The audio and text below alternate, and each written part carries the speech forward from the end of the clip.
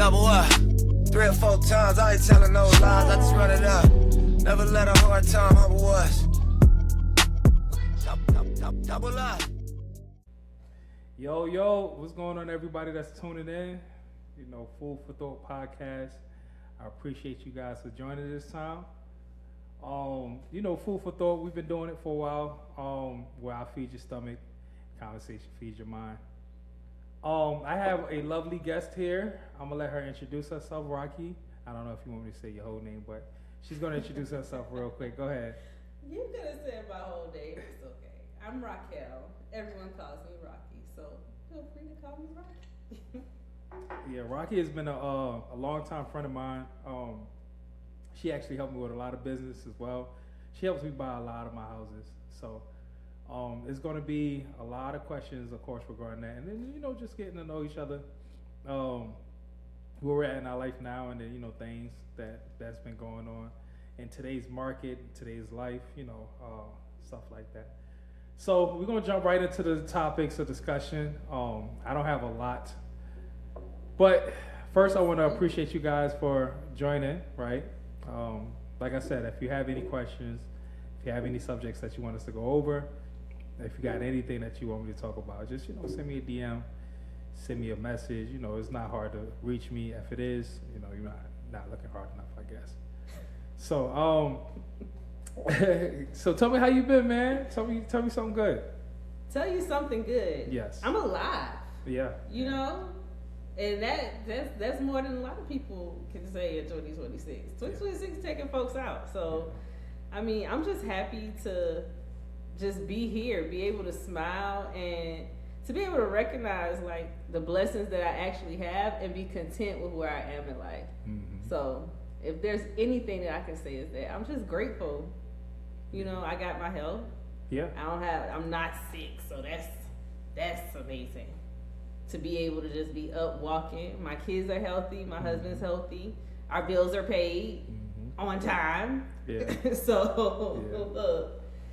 I'm grateful, man. So with that being said, tell me about the family life.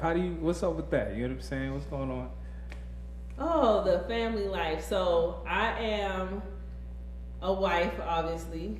I am 36. My husband's 35. We have 3 children, ages 6, 7, and 13.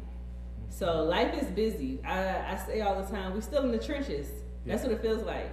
So yeah, they're not infants, so we're not waking up in the middle of the night doing feedings, but you're talking about recently just getting out of the phase of being at 3 different schools, running from a preschool to an elementary school, then to a middle school.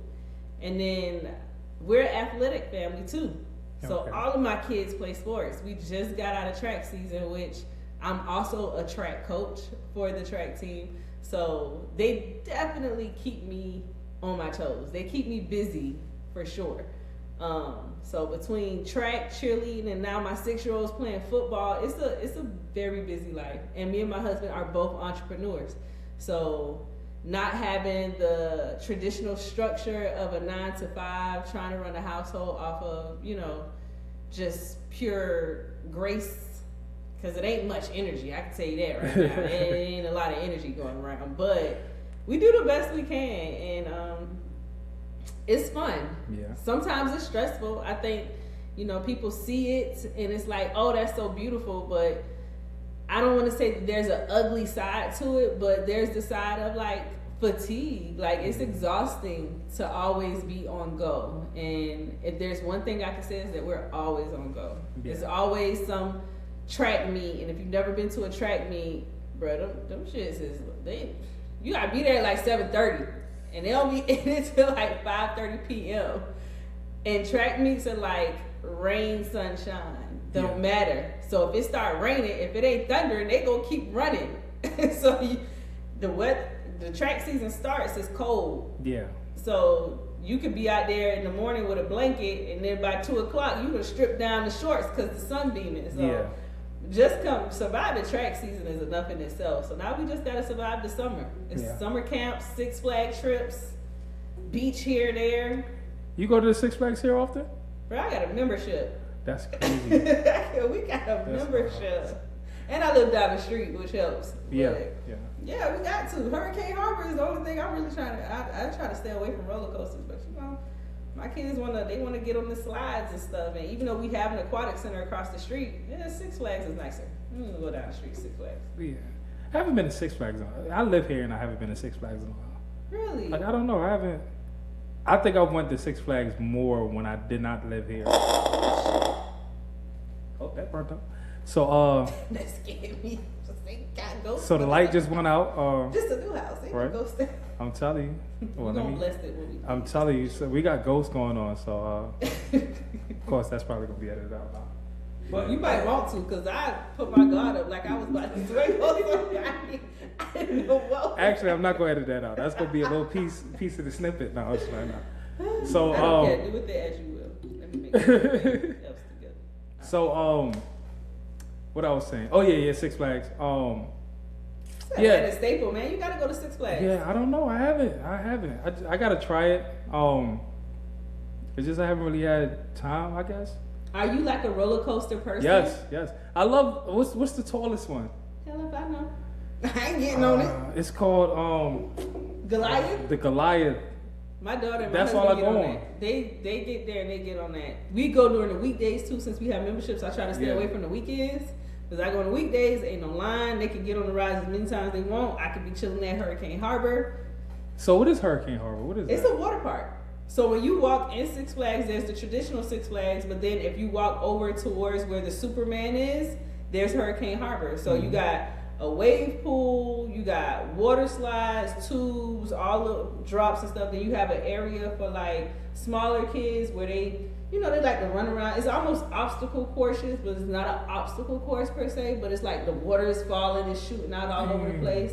So yeah, they got like 4 or 5 water slides, a wave pool, and then that. So it's cool. It gives resort. You know, Okay. It makes you feel like you someplace. Okay. So I might need to try that then. Yeah. The only thing I get on is the Goliath.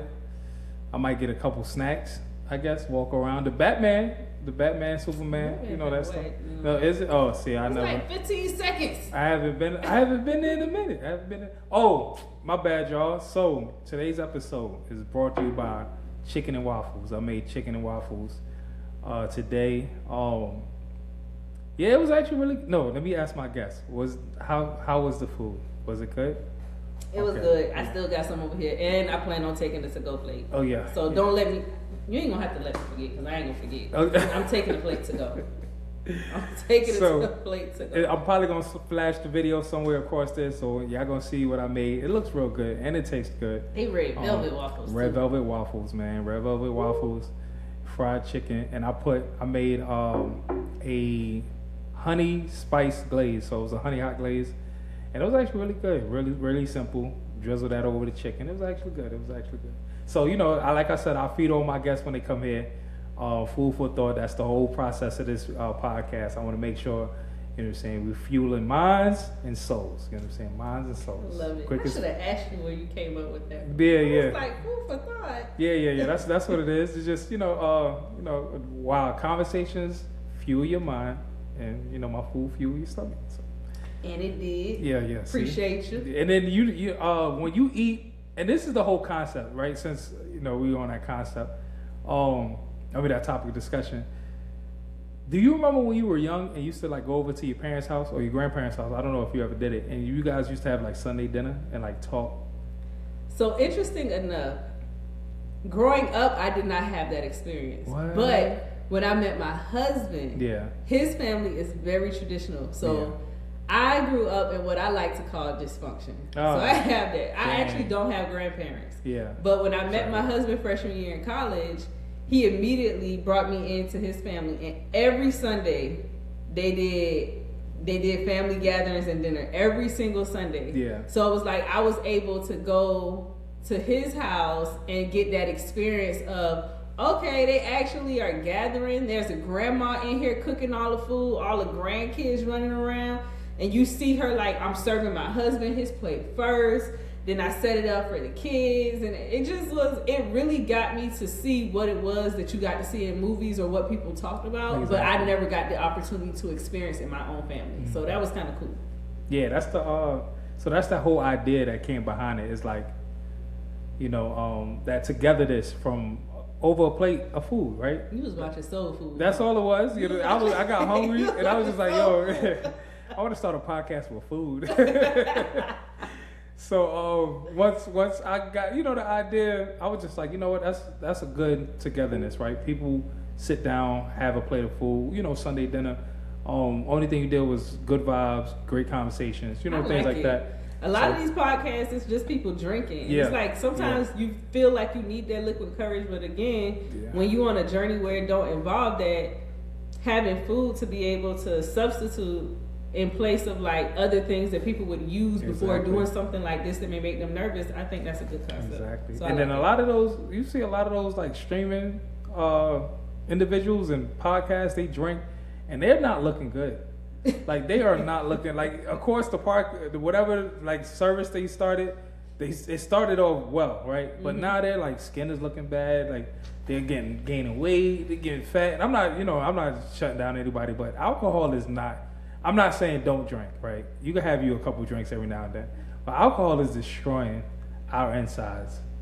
Right? I agree. At a high rate, like drink responsibly, and I don't think we understand that statement. Like not just drink responsibly, like don't drink and drive, and don't drink and do something dumb. Like drink responsibly, like worry about your health as well. That you know part. what I'm saying? A lot of times we drink and we mindless drink, thinking that we just having a good time, and then you do that for 10, 15 years. It's not, especially if you're a daily drinker. Oh my gosh, man, I see a lot of health risks that's going through, and then as black people already, we don't have good. We don't practice great health through our common traditions. Yes. Like we eat bad, right? We drink bad. Everything all our liquids got sugar in it, Kool-Aid. You understand things like that. So we need to just be more mindful of how we ingest our traditions and how we need to lean towards at least a little bit of health, right? You gonna be a fitness buff and then drink. You know what I'm saying? That's cool. We see The Rock do it. We see, Kevin Hart do it. But don't overdo it. You know what I'm saying? Things and like that's that. the part that I think people don't get. I think what really made it like set in for me, I wasn't a heavy drinker per se, but I got to a point where it was like I want to lose weight, and I kept hitting these like plateaus in my fitness journey. Yeah. And I started to really like look at the different things that I was doing, and for me it was like, okay, I don't drink a lot, but we justify a glass of wine or a margarita after work is not, that ain't nothing too crazy. I don't go out a lot, so I'm not a social drinker. But if you got alcohol and stuff at the house and you drinking after work every single day, you don't know how that's affecting you. Well, when I started looking at the numbers, I started looking at my BMI and my weight, and I was like, okay, what would happen if I cut alcohol out of my diet for 30 days? Yeah. And when I did that and that weight fell off, it made it real hard to go back to drinking. So then the rule became, we don't keep alcohol at the house. So now there's no wine after work, there's no margaritas. If we go out to eat and we're celebrating, okay, you get a drink or something. But as far as keeping alcohol at the house,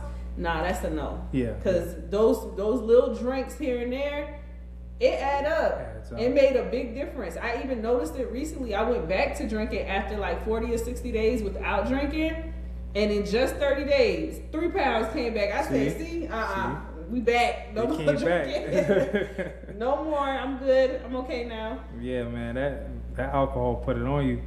Then you could drink. You know what I started, because I've been sober for about 60 days now as well, and I started trying the Heineken's zero proof. Oh man, like they have this one like tangerine mango or something like that.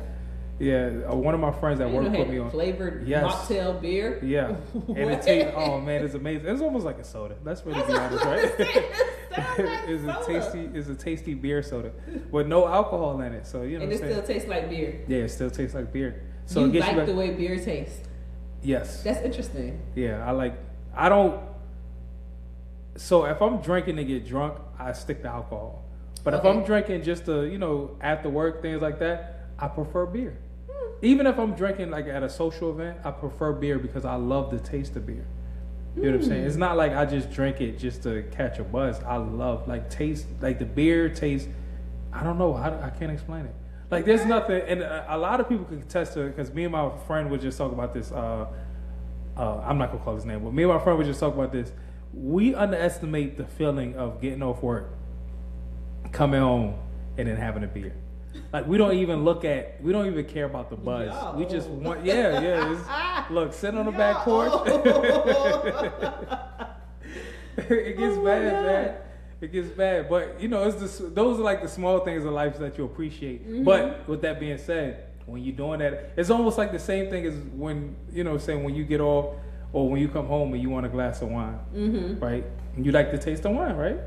No, you just looking for the edge off for the day. There's a few wines, I guess, but like traditional wine where you like, I want a Merlot, a Chardonnay, something. I don't like it. It got to be sweet. I don't want that old dry.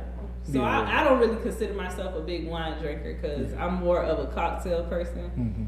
But to the ones who I drink a nice little the muscadine wines are really good too. Really good. Those are my favorites, mm-hmm. and they have higher alcohol content. Mm-hmm. That's probably why I was gaining that weight.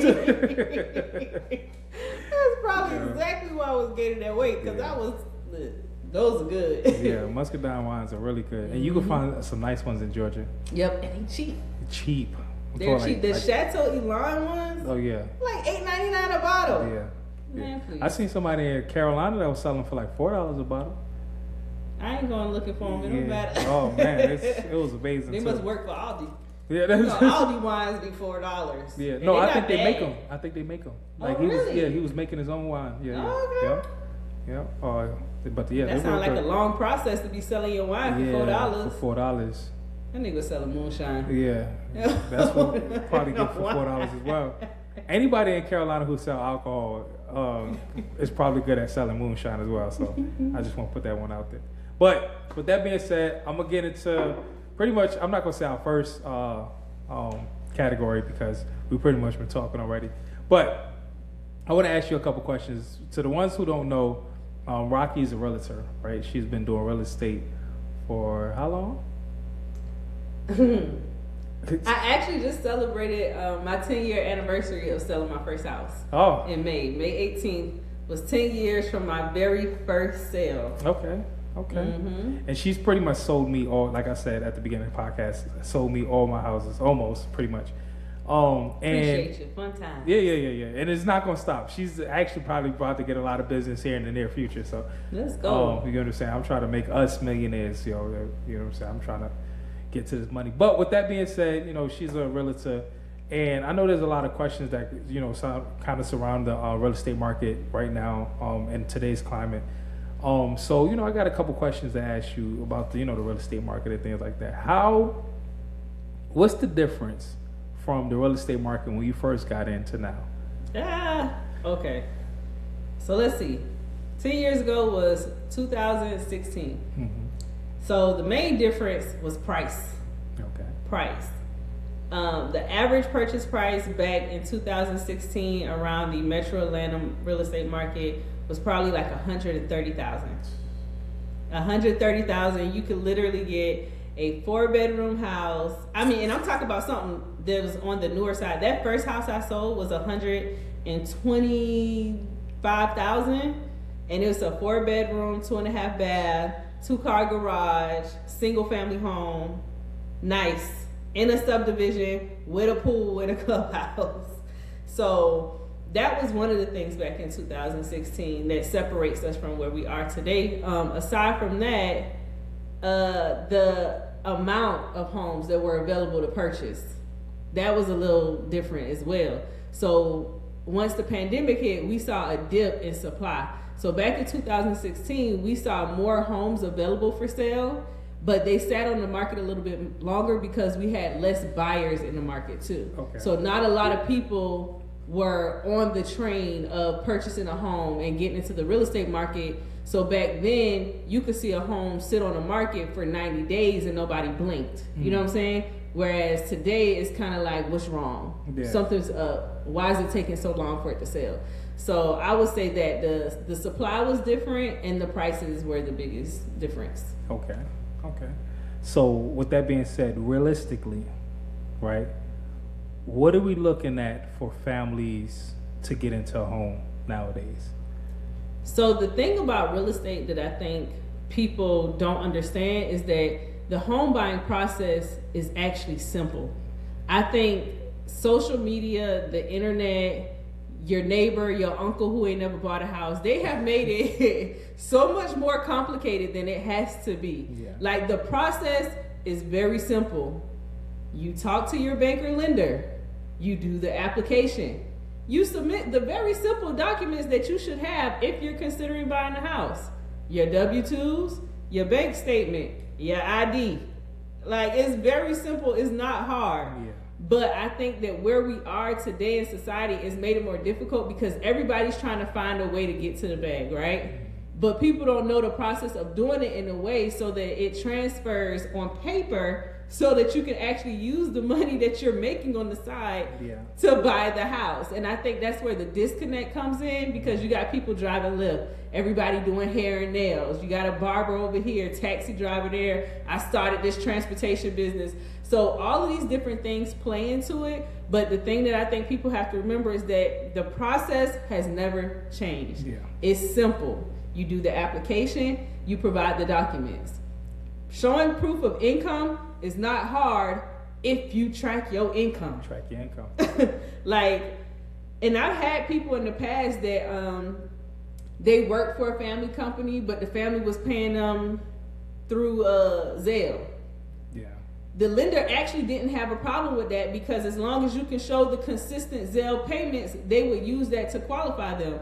But I just do my best to encourage people that if you're going to start a business or you're going to work in a business that's untraditional, have them put you on payroll or put yourself on payroll. Because now you can provide a W-2. Yeah. You know what I'm saying? Yeah. So if you're not, because if you provide yourself a W-2 or, you know, pay stubs or something like that, then when the lender is going and doing their due diligence and they're going through all of your documentation, they don't have to lean as heavy on your tax documents. Like, they don't have to look so much for your actual tax returns if you can show a consistent a consistent pay stub. Yeah. So if you have those pay stubs, you got yourself on payroll, you can eliminate like 90% of the headache of going through the process. Yeah. And I think that's where people get messed up because they want to get cash, they want to get paid under the table, they want to use the business to write off the income. I promise you, if you are self-employed and you decide to buy a house and you're not tracking your income and then you go and file your taxes thinking, oh, I got my taxes, I got it together, but you wrote off all your income on your taxes. If you told them folks you made $120,000, but your tax returns say that you only made $40,000 because you wanted to get that refund check, you will not get approved to buy a house. Yeah. That will automatically eliminate you from being able to buy a house. And then people start yelling the system rigged. No, you ain't follow the rules. Yeah.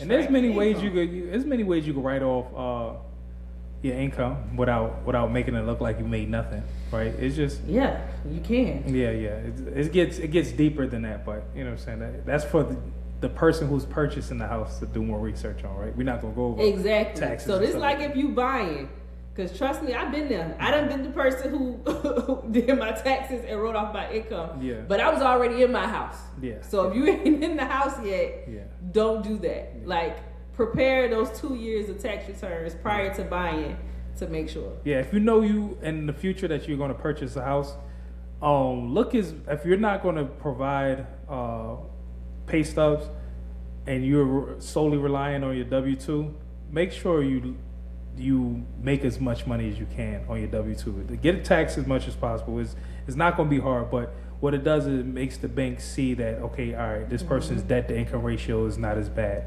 Right, because that's pretty much what it is. It's like how much money you bring it in versus how much money you're going to be putting out, or how much money this mortgage is going to cost this person. If the banks look at the numbers and they say, all right, this person's mortgage is going to be half or more, I think it's like 40 or 30% or depending more. on the loan. It can go up to 56% for first-time home buyers with FHA, but if you're conventional, they cut that off right at like 47, so you under the 50% threshold. Yeah. So if it looks like that half your income, and it's monthly now, if half your monthly income is going to be more than the mortgage based on percentage of what they're looking for, they're not going to approve you, and that's easy, right? So just make sure you guys buying a home. The process starts way before you even submit those documents, or even talk to a realtor. You need to make sure that yourself is in check, or your finances in check before you even could talk about home buying. You know what I'm saying? A lot of these internet gurus and things like that, they say, oh, you can come in and purchase a home 0 down, and sometimes that very well be so, but you have to look immaculate on paper. Absolutely. You know what I'm saying? So so just, guys, be mindful of that, especially when you purchasing homes. Everybody want to buy a house with no money down. Yeah.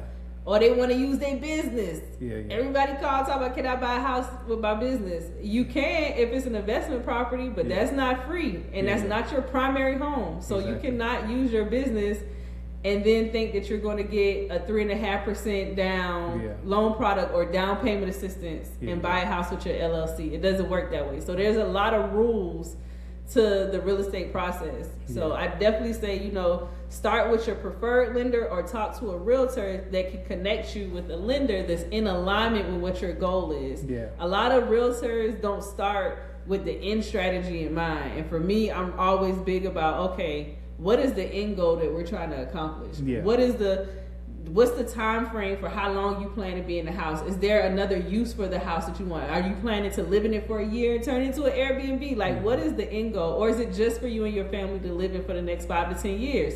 Understanding what the end goal is can better help me and you equip ourselves to connect with the right lending team to get it done. Nah, that's real. So my question is, right, leading into more real estate, and this is more of a, I guess, a realtor question other than a real estate question. How did you get into real estate? So, funny enough, you'll hear a lot of people say like, oh, I used to watch HGTV, or my mom was a realtor, things like that. That was not my story, actually. I grew up, like I was telling you earlier, in a family that was completely dysfunctional. We lived in the projects. I lived in the hood, same apartment all my life from the time I was born until I was 18. That's crazy. Yeah, and I encouraged my mom to move out of that apartment. She just went down the street. She didn't go too far, but she got out the hood. she got out the complex we were in. But she did go and get like a single family home, which was like, okay, great. It was still a rental, but at the same time, me encouraging her to do that was a result of me realizing that there was a huge gap in what I could see in the environment that I was raised in. I noticed that a lot of the families had been there the same time I had been there.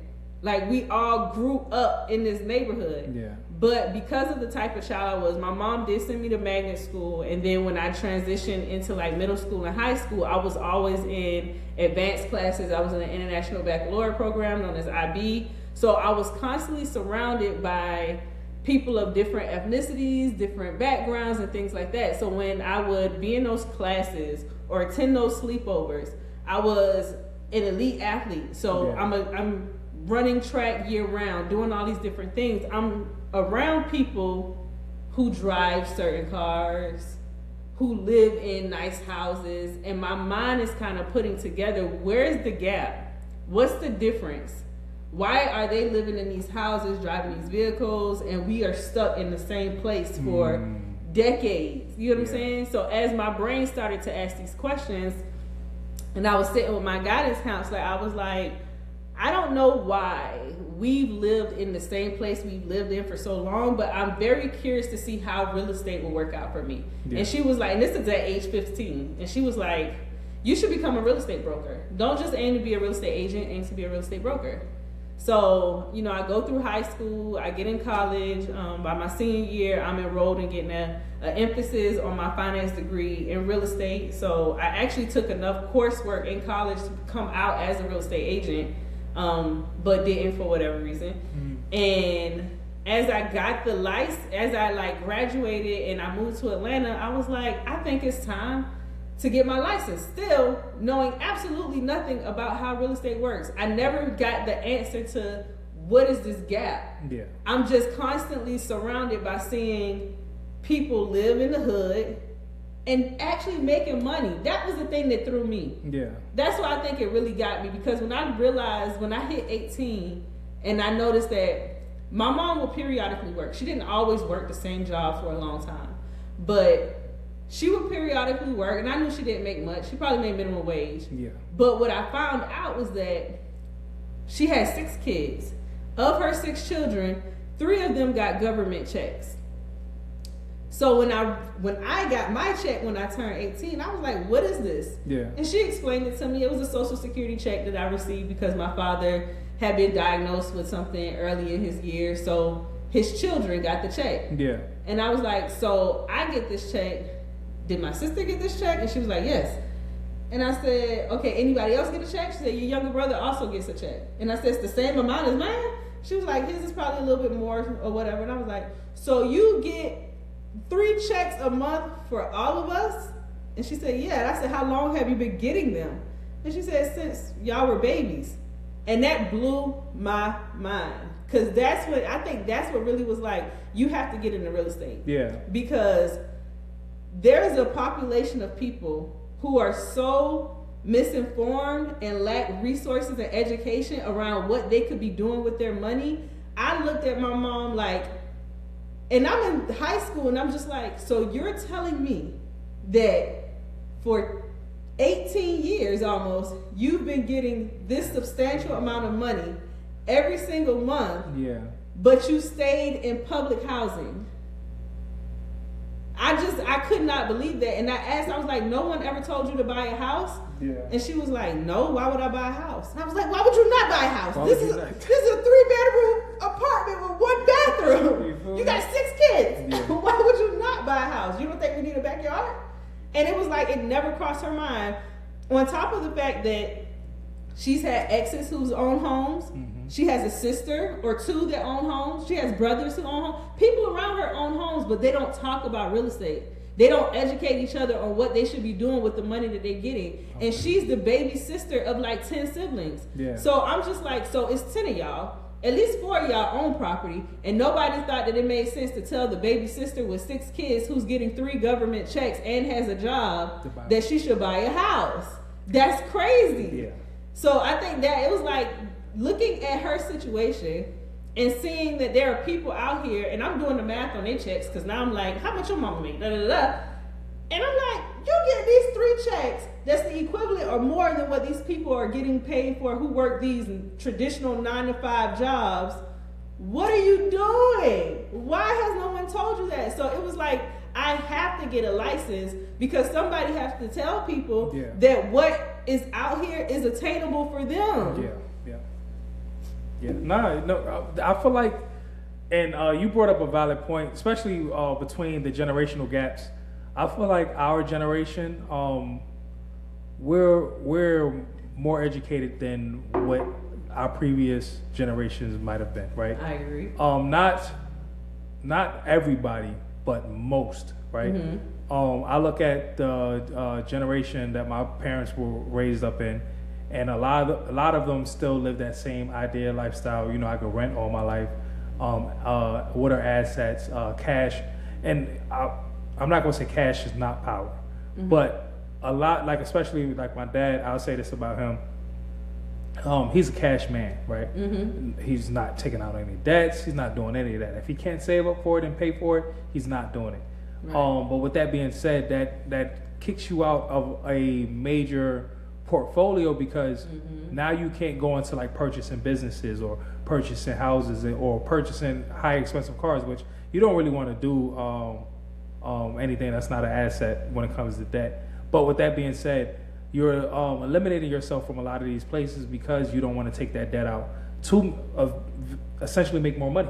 Exactly. Right. A lot of times, especially when people start like some of these major businesses, or even I see people who do this in real estate, they are sometimes in the most debt ever, right? And then what happens is they buy these assets and they make money off the assets. So now their month to month living supersedes the idea of debt they have, right? You understand? Of course, I might be $1 million in debt, but I bring it home $20,000-$30,000 a month, right? Right. So it's just like the idea of being in debt is not the same anymore, and I don't think it was ever the same. It's just that our parents wasn't educated enough. It to always understand boils down to me to education. People don't know what they don't know. Yeah.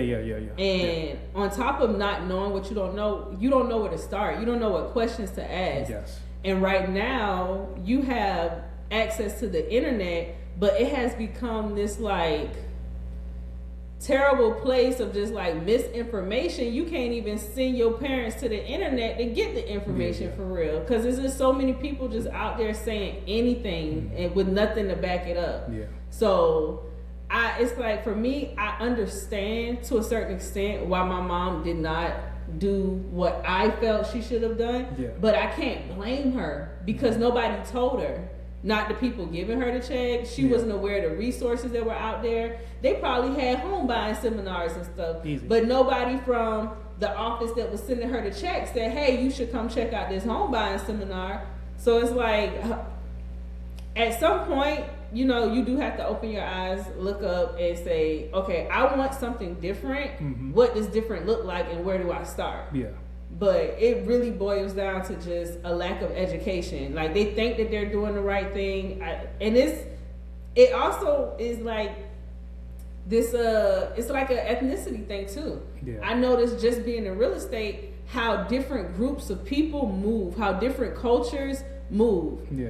For Black people, I don't know why, but it's like you turn 18, you need to go find you an apartment to rent. And that is crazy. And we get stuck there. Other cultures that I work with, never. The first place is never to rent.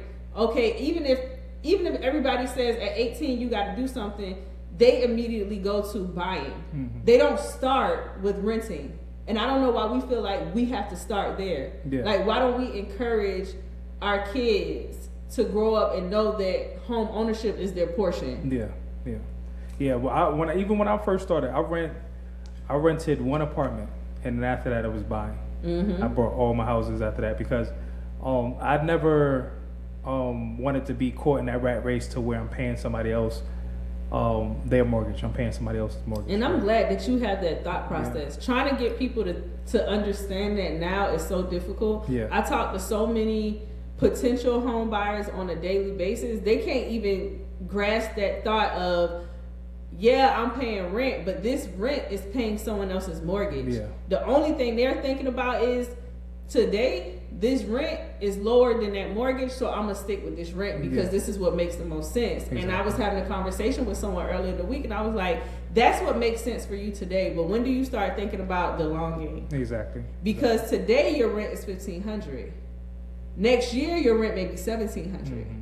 The year after that, your rent may be $2,000. Wow, you could have purchased a home when it was $1,500. Yeah, it would have been higher. Maybe it would have been right at $2,000. But it could gradually has the potential to go down. It gradually turns into an asset. It gradually increases in equity. And then I look at it as, let's just say 10 years from now, we're taking a look at it. In 10 years, you may be in a position to buy something really nice.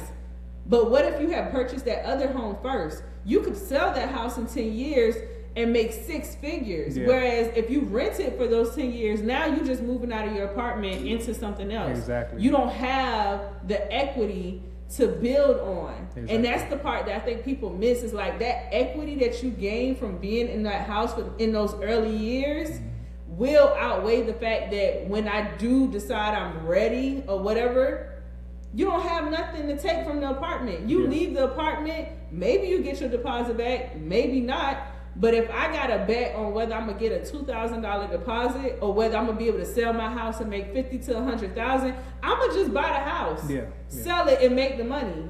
I'm not worried about. People keep on bringing up, okay, but what about the maintenance? What about the fact that you don't own the house for real? Listen, you own the house. I don't have time to go back and forth with y'all about that. The house is yours, okay? Are there limitations? Of course, there's limitations whether you rent or you own. But at the end of the day, it's America. You can change what you can change. You can control what you can control. And I have more control over my equity and home ownership than I do over an apartment that I'm going to live in for 5 to 10 years. Exactly. A lot of times, especially when people give excuses about not buying, I just ask them, how long are you going to try to give an excuse to trick yourself out of something? Right? Because that's all it is, right? It's like, okay, all right, I'd rather stay in this apartment or bounce from apartment to apartment for the next 5 to 10 years to where I could just be living in one house and building equity. And even with that being said, If you don't stay in a house, right, people be like, oh, I'll move every 2 to 3 years. Okay, then put it on the market as a rental property, right? You can actually turn that as an asset to where you're building towards equity as well as making money monthly, right? It don't have to be a lot, because even if you don't have that, if you don't need to make that much money off the house, right? You have the house getting paid equity down, right? I mean, the mortgage down, your equity is going up, as well as you might be making an extra $100, right? Yep. That's $100 that you wasn't looking for. Exactly. Right. So, and then in a couple months you could go up to two. I mean, a couple years you go up to 200-300. You understand? So that rental gain grows in long term, which now the market, especially when it comes to like rental, is changing, because now we have short term rentals and things like that. But it's money out there to be made if you keep it, right? Yep. And if you don't want to deal with the hassle, sell the house and now you get all the equity. Right, you know what I'm saying? So, and timing does matter. Yeah. But I think COVID messed a lot of people up. Yeah. I've had clients in the past year who have come to me wanting to sell properties or lease out properties that they purchased in like 2023. That's not enough time in the market. Like that's not how this works. Yeah. And that's part of the reason I ask people about their exit strategy, because I don't want people to assume that just because I buy a house, I'll be able to turn right around and lease it out. Maybe not. Yeah. If you can't commit to 5 years, don't assume that you're just gonna make all this money in real estate. Like, the numbers got to make sense, the math got to be mathing. Yeah. So don't try to figure that part out on your own, but that's why it's important that you're clear about your exit strategy and the different options that you have. But to your point, at the end of the day, lease it. If you can't do nothing else with it, if you buy it and you gotta make a move, maybe you're in the military or something, and I think y'all have different rules though. Y'all have different rules that y'all operate by, but you can still keep your asset, put a tenant in it, and even if it's not cash flowing, at the very least, it's paying down the actual mortgage that's owed, and you're not paying it, somebody else is. So they could pay it down until you decide to sell it and collect the equity. Exactly. And all that equity is going in your pocket. Literally, if you keep it for like 2-3 years and they pay your mortgage down, you're literally collecting all the equity that they're paying. Literally, and you haven't paid a dime. So if you're getting money on the front side as well as you're getting money in the long run, man, I feel like that's a win scenario. I do too, because at the end of the day, it's an investment. Yeah. Is it passive? Sometimes not, depending on your your tenant. Oh my God, depending on your tenant. Now let's get into that. Now I'm just depending on your tenant. Look, you win some, you lose some. You can't win everything. Exactly.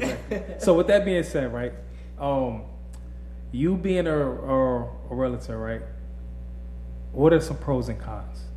Like, give me some gritty pros. Like, let me put it this way. I want to be a realtor, right? I come to you, be like, hey, I want to be a realtor, right? Okay. Give me the ups and downs of it. What would you tell me? Like, something that's gonna protect me. Like, tell me some good stuff. So the first thing I would say about becoming a realtor is more than just selling houses. Okay. I think people see what they see online and assume that that's all there is to it, and that's not it. You might want to take a class on therapy and psychology, sociology, and all that, because you literally become your client's therapist. So there's a lot. This is what I call real hard work for real. So you have to have a passion for people, and it has to feel purposeful. So if becoming a real estate agent, I always tell people, what's your why? Let's talk what your why is first, and let's go 7 layers deep, and then we can determine if this is what makes sense for you, because real estate can make you or it can break you. Ooh. You are an entrepreneur. When I got started, because I did not have family members close enough to me that told me, about the process of buying a home, I was under the impression that becoming a real estate agent was literally not just a profession, but a job. I classified everything as a job. So I didn't have anyone to talk to about becoming a real estate professional. So when I got licensed, I'm going to these brokerages thinking, oh, y'all are going to hire me to sell houses. You're going to give me a paycheck, and then when I sell a house, I get a commission. That is not how this works. Real estate is 100% commission. So if you are not passionate about actually helping people achieve this thing, do not waste your time, because people will make you feel like you are just running around town doing the most for no reason. But I think that it is one of the most rewarding things that you can do. So if you find that in your 7 layers of why, that you are passionate enough about people and that this could be purposeful work for you and that you really want to help people achieve it, this could be one of the most rewarding things that you'll ever do. Okay. Outside of the paychecks. Okay.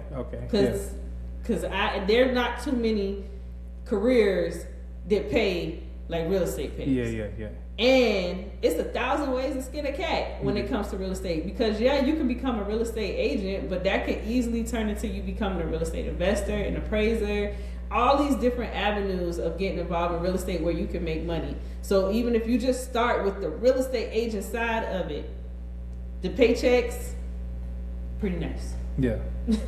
Nah, I can understand. What was the other question? Well, that's pretty much it. I wanted to ask about that. So I guess I didn't really say a negative side. But I mean, to me, negative side is like, I guess you could read between the lines. Yeah, I was about to say. So if you know anything about entrepreneurship, that shit hard. Like ain't nobody telling you what to do. So I think people fantasize about entrepreneurship because it's like, oh, I don't have no schedule. I do what I want. But then you have to remember, you only eat what you kill. Yeah. So even as an entrepreneur, you have to be disciplined enough to structure your time, your behaviors, your habits, so that you take care of your personal body. Because I think a lot of entrepreneurs miss that, especially real estate agents. Yeah. But you got to take care. You have to know how to take care of your mind, your body, and properly manage your finances. Yeah. So the negative side is that it's entrepreneurship. And that shit hard. Yeah. Like, I tell people all the time. Get you a coach. Yeah. If I can tell you anything you want to get in real estate, get a coach out the gate. Like, save you enough money before you get started because there is a lot of money involved in becoming a real estate agent. Like, you need to come in with some money saved because you're going to spend some money trying to compete. Yeah. Like, people say, oh, it's a saturated market. There's a lot of agents. But it's a lot of other things too. It's a lot of weave in the hair store. It's a lot of bread on the shelf. I mean, there's a lot of houses that need to be sold. So it's a lot of bottles of water from different companies. Like there's a lot of people in every industry. But at the end of the day, what's your cup of tea may not be mine. So I may choose this agent because I like them versus that agent who sells all of this. You see people on Instagram all the time. This flashy, this luxury. They can't sell every house to everybody. So it's enough houses out here for everybody to eat. I don't be hearing that it's saturated nonsense. Like, I'm not trying to hear that. Yeah. If you rock with me, then you rock with me and we gonna work together. Yeah. I don't need to sell 100 houses a year to feel successful. Yeah. But if I'm helping the people that support me, you happy. That's all I need. Yeah. I know a lot of times when I hear people say, oh, I can't get into the market because there's so many people. I say there's so much money out here to be made. You don't even got to worry about anybody else, right? Really and then even with that being said, a lot of people are not going to dabble in your niche. So if you sell houses or if you do anything and you got something that just makes you, a lot of people will gravitate towards that. You'll make money off that. You know what I'm saying? You don't have to make money just because this person selling houses and you didn't. Like somebody will be like, you know what? I like this person's personality. Mm-hmm. Or I like the way this person moves. Or I like the side of town he's selling houses on. So it's so many different ways that somebody will gravitate towards you that a saturated market doesn't mean that you're not going to make money. It's just a lot of people there, right? There's a lot of revenue. There's a lot of money. And you just need to find your way in it. It's a limiting belief. Yeah. Got to knock them all down. Yeah, that's real good. So the last question I really wanted to ask you is how long do you think, what's the longevity in real estate agent? Like, being in real estate? What's the longevity in it? And be kind of realistic about it. Well, I mean, so many people, like agents that's been doing this for 20 plus years. Yeah. So ultimately, with the longevity of a career in real estate, to me, it's the same as any career. Mm-hmm. As long as you don't give up, you can keep going. I meet agents that's 70 years old. Yeah. They be old. Yeah. Like my license number start with a 3. They should be starting with a 1. Damn. I just did a deal with an agent who I had never seen nobody license number start with a 1. That threw me off. I was like, damn. I wanted to ask her so bad, how old are you? But I was like, I ain't gonna ask. You know Jesus? No. But I knew she was old just because of like we be sending documents and stuff to get signed, and she emailed me at like 4 a.m. one morning, and I called her the next day. I was like, "Did you mean to email me that?" And she was like, "I think I rolled over on my phone." Oh I no! was like, yeah. "Oh, shawty, oh." So you can literally do this career as long as you can keep up with the technology.